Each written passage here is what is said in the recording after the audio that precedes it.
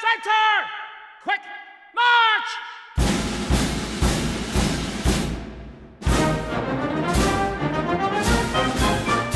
Hi, I'm Captain Adam Orton with the Canadian Army Podcast. Go to any major military event and you'll see them there, musicians. The military has a long-standing history of epic bands to carry troops into battle, add flavor to events, whether they're solemn or joyful, and provide entertainment in the communities where soldiers live. Here talking to us about military musicians are Corporal Hélène Fortier. That's me. And Corporal Michel Cousineau. Thanks for having us. We're part of the band of the Governor General's Foot Guards. Okay, so here's a thing that a lot of people might not know is musicians are their own trade within the Army. So it's definitely a thing that we do. The military's job as a whole is to kind of defend Canada and destroy our enemies and such. Why does the military need musicians? I guess when you first look at it, it's a valid question. Like, what do we bring? Because what we bring to the military might not be as obvious.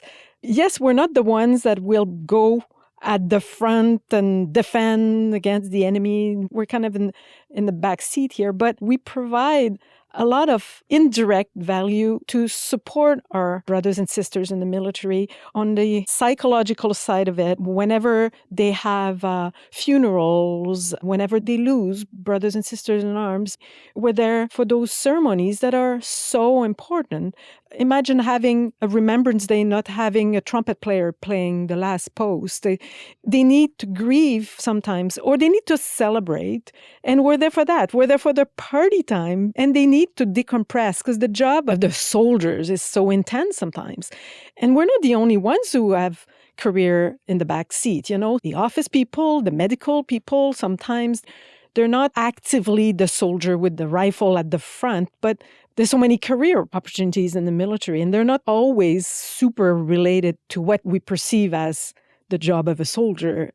We are being thanked regularly by all levels of ranks in the military because we bring something. But yes, it doesn't look that obvious. So your question is very valid.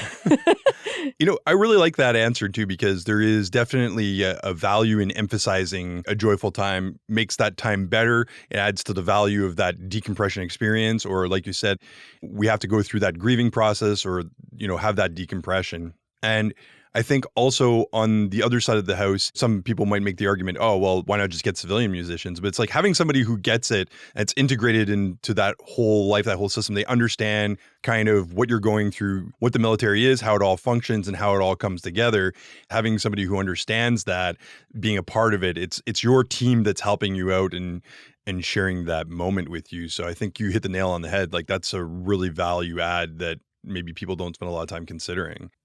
Well, the military has a long history of music within the regiments, going all the way back to even during wartime, how music really brings people together. And you'd have your troops singing various wartime tunes. Every unit has regimental marches, and we perform those when we play for various functions, but mess dinners, for example. And when we play a regimental march, the members from that unit will usually stand up. Some of them are so proud to hear their march, they'll get up on their chair, or I've seen them get up on the table.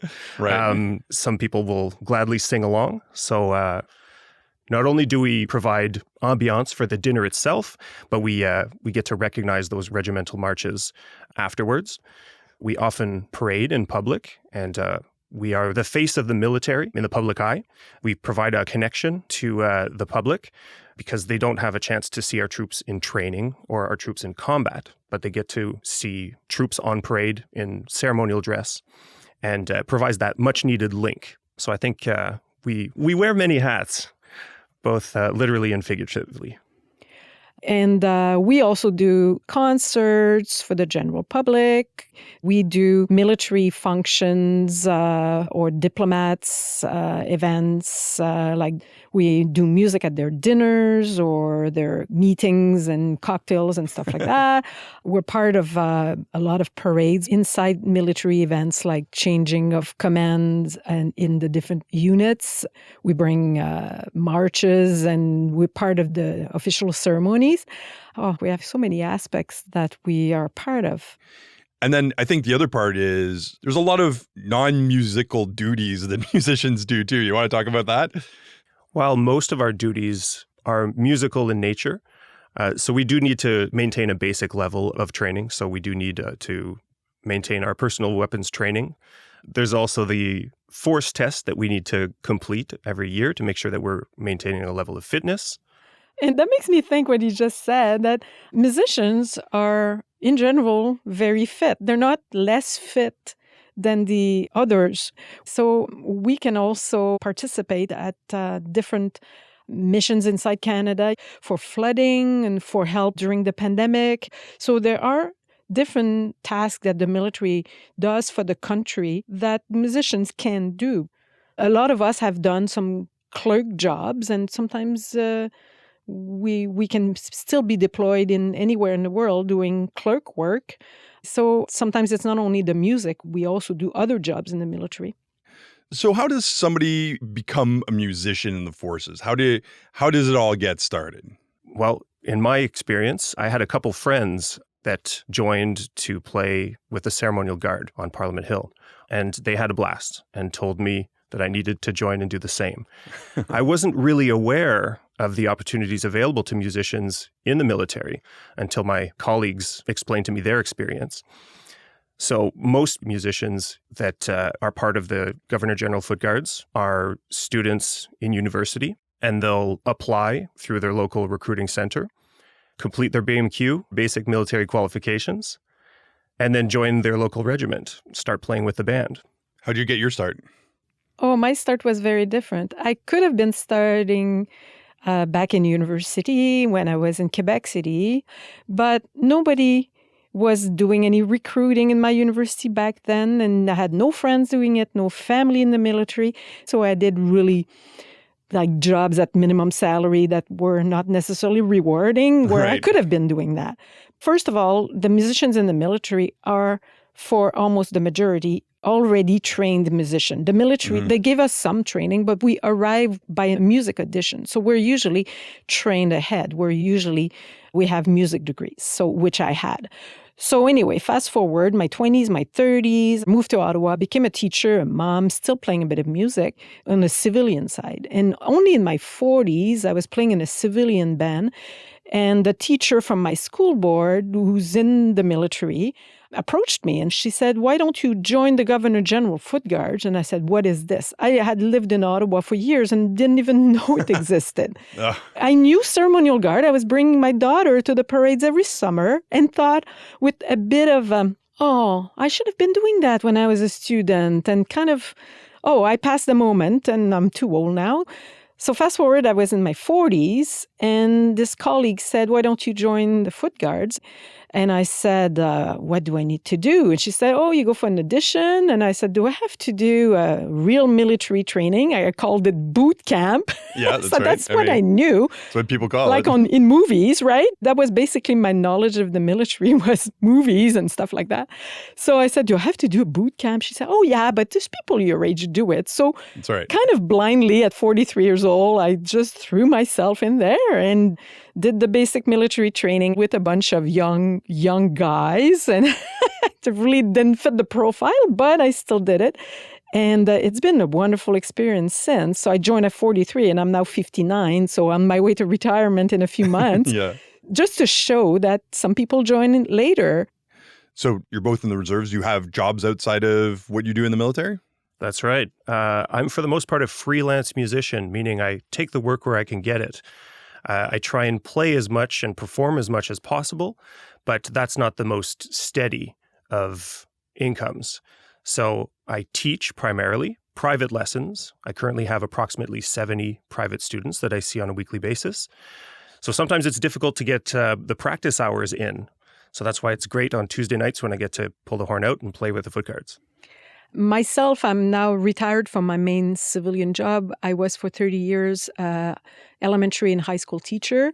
Being a musician in the reserve is now my job as a retired teacher. So doing prep for the podcast, I kind of looked at the number of different bands for the different elements, and there's like 50 something army bands, and there's all sorts of different flavors. You want to speak to the different bands and how they kind of work? Well, we're both members of the Governor General's Foot Guard Band. This is a reserve band, one of the 50 or so army bands. So we parade once a week on Tuesday nights. So it's a part-time thing, but there are also Reg Force bands. There are 6 Reg Force bands across the country in Halifax, Quebec, Ottawa, Winnipeg, Edmonton, and Victoria. And this would be a full-time possibility of employment for musicians. It's a little bit different than what we do, but that's an option that's available to us if we wanted to be employed full-time in the military. And several of us, myself included, we sometimes do part-time contracts with regular force bands if there's maternity leaves or sick leave and they need someone to play for 2 months. Like in the past year, I did 4 contracts with the regular force band in Ottawa. So there's a lot of combinations possible, but definitely more reserve bands because there are bands in the different communities and all the different provinces and territories. As the regular force bands, there are only 6 bands in the whole country. Yeah. Also, there's just a lot more reserve units in general. Look at infantry. There's like 9 regular force infantry units, and then there's something like 40 some odd or even more reserve infantry units. And so they have a lot of bands attached to that. Another thing I learned is that Piper is its own trade, and that's a whole other thing. That's right. Highland regiments, which have a pipes and drums band rather than your typical marching bands. I feel like we're way too late in the podcast for me to ask this question, but what do you play? This is a good question. I'm a saxophone player, but I also double on piano, so I play on the jazz combo on keys as well. And I am a flute player. I play flute and piccolo. So on parade, the little piccolo, and the rest of the time, flute or piccolo. What's a day-to-day musician experience like? Most of our Tuesday night rehearsals involve getting ready for the next engagement. So most of our time will be spent rehearsing, whether that's a marching band gig, so we'll be out on the parade square practicing playing and marching, or a sit-down concert where we'll just practice repertoire in the band room, or a small ensemble gig, which our band does fairly often. We've got a saxophone quartet, brass quintet, jazz combo, a Celtic band. So for certain engagements, they'll request one ensemble or another. What are the different functions of those bands? What events do they support? Well, really, it comes down to the venue and the size of the engagement. We won't send our entire concert band to play for a dinner of, say, a dozen officers. It just doesn't make sense. Typically, that'll be held in a small room and probably wouldn't have enough space for the entire band. So depending on the venue, depending on the event, sometimes it's just more fitting to send a smaller ensemble. And the music and the ambiance that your jazz combo will offer sometimes is a little bit more fitting to that event. So usually the different events will request certain ensembles based on the venue, based on what they're going for. Obviously, if it's outdoors, we'll be marching in the streets. If it's a smaller function, we could send a flute quartet or we could send a smaller group of musicians. We've organized events before, and they're like, we want the full band in there. And it's in the drill hall, for example, which is a relatively enclosed space. And sometimes people don't fully appreciate the amount of power that a full band has in an enclosed space. It's one of those challenges, again, where planning events, it's important to consult your subject matter experts on that to say, yes, we want a 30-piece band inside this building to do this thing. And they're like, nobody will hear anything other than the band during that. That's definitely happened a bunch of times. And the entire evening, we have people coming over and saying, play quieter, play quieter, play quieter. And as a 30-piece band, sometimes that's just not doable. That's right. Trombones make trombone noises. That's right. They're loud. That's how it goes. And tell us a little bit about the composition of the band. Like, what does that look like? How many of what? How does it differ from a symphony or an orchestra or whatever? Well, the band won't go out and actively look for instruments that they might be missing. We're kind of at the mercy of who might be applying to join our band. But we are fortunate right now to have a pretty well-balanced band, meaning that we have enough of all the instruments in the different sections. So that includes flutes, clarinets, saxophones, French horns, brass instruments like trumpets, trombones, tubas, and percussionists, of course. We're approximately 40 musicians. About 40. Something like that. So there aren't too many spots available with our band. but we're well balanced, and that offers us the possibility to form these smaller ensembles since we've got all the instruments covered. So one thing we haven't discussed yet is the role of ranks within the band structure, because it seems maybe a little bit counterintuitive that the military structure that applies to the chain of command and execution of a task, maybe that not obviously fit into a band structure. Maybe can you speak a little bit to what that means and how it works? Yes. So we still have this structure inside the band, but we have also a parallel structure by a system of musical section leaders, and the music section leader is not necessarily the highest rank. So if you have a group of clarinet players, but the strongest player is not the highest rank in the military, well, that person might be the head of the clarinet section and will have music leadership responsibilities, and the person who has a higher military rank inside will have to follow that. So we have two parallel systems. Sometimes it can be a little bit of an issue, but usually not, because they're not supposed to use their military rank when we're in a music format. And usually it's the director of music and everyone in the top leadership positions of the band who decide who will be the different music section leaders.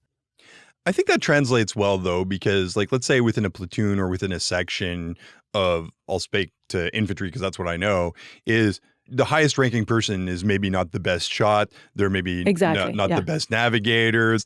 And so there's selection of team in terms of skill and ability. And then you have the rank structure, which generally speaking is more enabling in terms of personnel management, making maybe tactical and strategic decisions. So based off of what you're saying, it seems like it's pretty much the same thing within the band structure. Is the chain of command is more of a decision-making structure, and then the skill levels kind of dictate how you're going to execute a task, in this case, do music. But I think in terms of band structure, it's a stronger, firm structure of leadership positions than I think what you're referring to. I think you're still falling in the regular military structure. As us, It's all the time that if you're the music section leader, you have this responsibility always, the whole time you're doing music, all the time. Yeah, it's kind of a hybrid in that sense. We have our musical section leaders, but we also have the more traditional rank structure. We have the one officer who's directing. Our band sergeant major will be a warrant. And depending on the year, the band will be divided usually into two.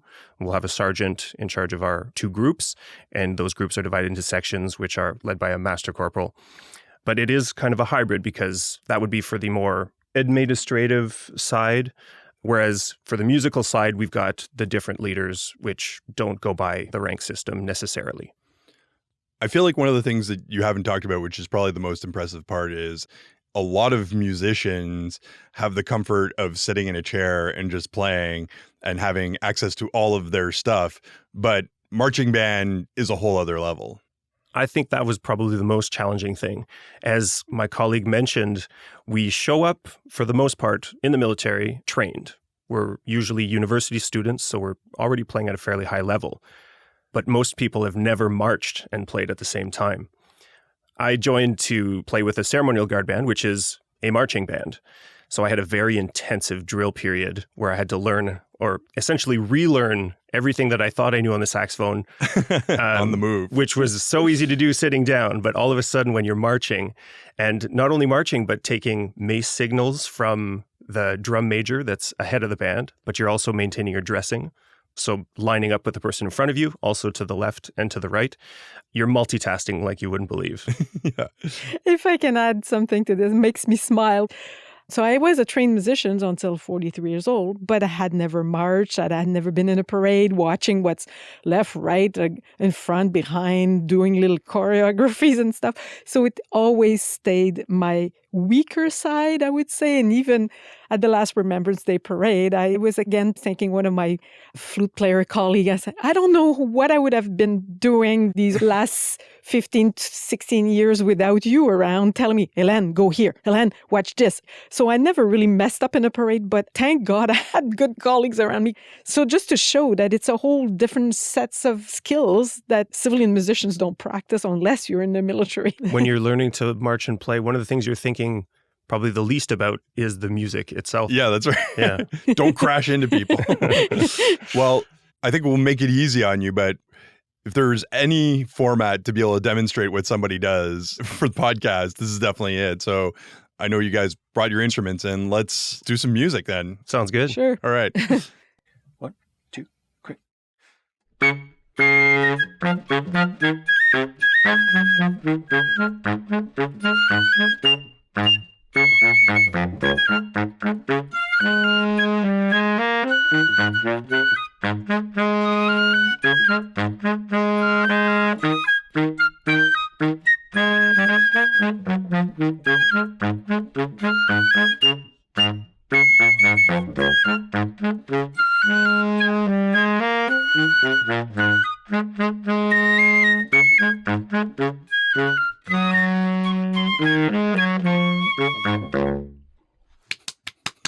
That was great.